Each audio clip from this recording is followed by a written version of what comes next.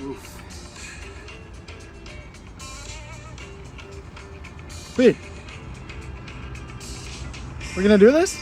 We're gonna shoot this video? What's up, Nick? Now? Right now. We're live. Okay, let's do it. This is your Cellar Series July 2022 4th of July edition Cellar Series. Yes. Okay, here we go. Got the stars and stripes. It's gonna be a hot weekend. Let's get into this. I'm super excited about these wines.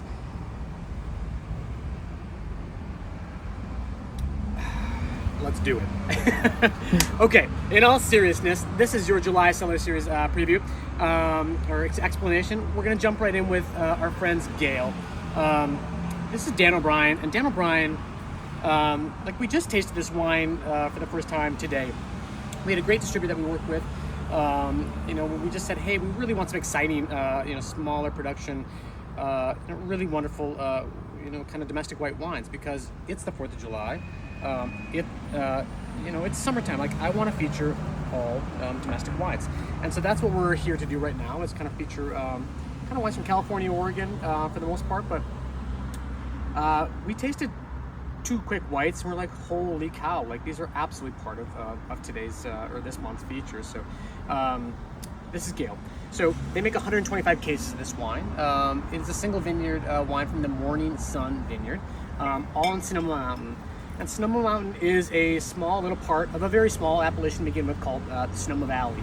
And in a lot of ways, Sonoma Valley is the heartbeat of Sonoma, I feel like. Kind of just like the cradle of kind of Sonoma's wine story, I feel like. So a lot of great heritage vineyards there, a lot of great producers that make really lovely wines. So, this is kind of a cool, low alcohol, kind of refreshing style, but very, very kind of detailed and complex at the same time. There's a way in which white wines don't need to achieve this like big heft in order to be complex or to be great. I think that's exactly where we are with this wine, and that's kind of like how we are with Gale in general. This is a producer that we're revisiting for the Cellar Series, and I'm very, very happy to do it. I love the wines that they're making in this facility because they really kind of choose finesse and detail over intensity and kind of just big kind of monolithic fruit. So awesome Pinot Gris from Sonoma County right here. So moving on to another Dan. This is Masakan. So Dan Petrosky, is making. He's kind of made wines in Sicily. He's made wines in the Napa Valley for Larkmead. Kind of these high-profile, kind of like high-buck Cabernets. They're really good. Like we sell them too, but they're really, really great wines. But I feel like the passion project has always been these Italian white wine styles that I really love. Like I drink more of these styles of wines at home this time of year, kind of than anything else. So this is a blend, kind of a unique blend that reminds me of the wines of Friuli, primarily. So this is a blend of Ribolla Gialla, Tokai Friulano, Fiano, which comes from Naples, all things considered, and Pinot Bianco. A very unique blend. This it kind of shares a kind of a profile in the same way as Gale does, but like I'm okay with that. It just the aromatics are different, the flavors are different, but they're both around 12% alcohol. These chiseled, really, really beautiful, detailed wines. So.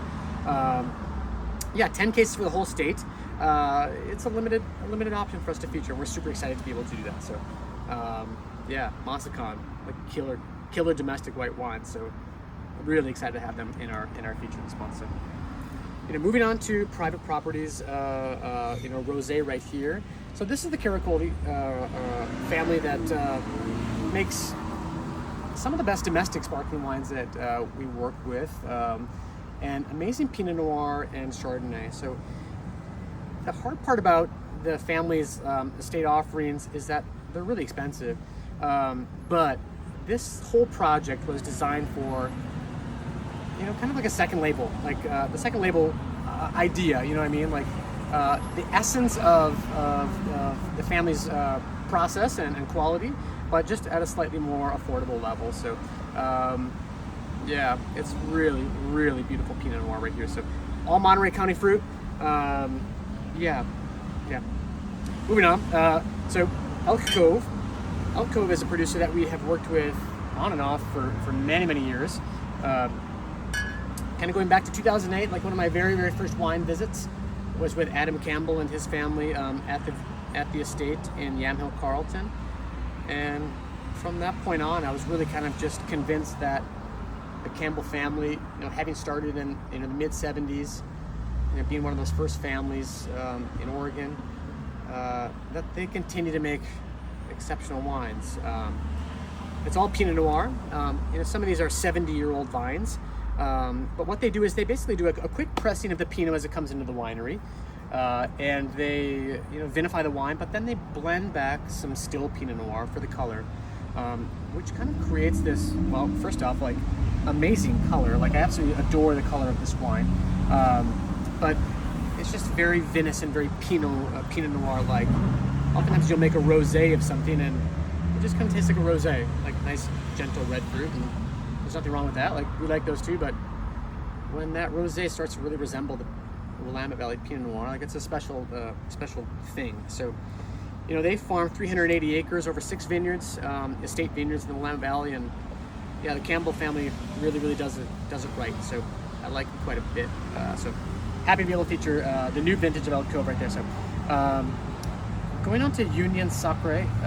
Union Sacre is like firing on all cylinders right now, in our opinion. Yeah, this is their Sangiovese. They're like semi-carbonic Sangiovese, and it's from Paso Robles. And Paso is, man, like Paso, it's usually like big, heavy red wine country, and it's not all like that. Like, there's always great outliers in all of these zones, and there's also nothing wrong with like big, spicy Paso cab. Like we saw a lot of that. Like, we like that. Like, that's great with you know, maybe on the other side of the season, other side of the calendar.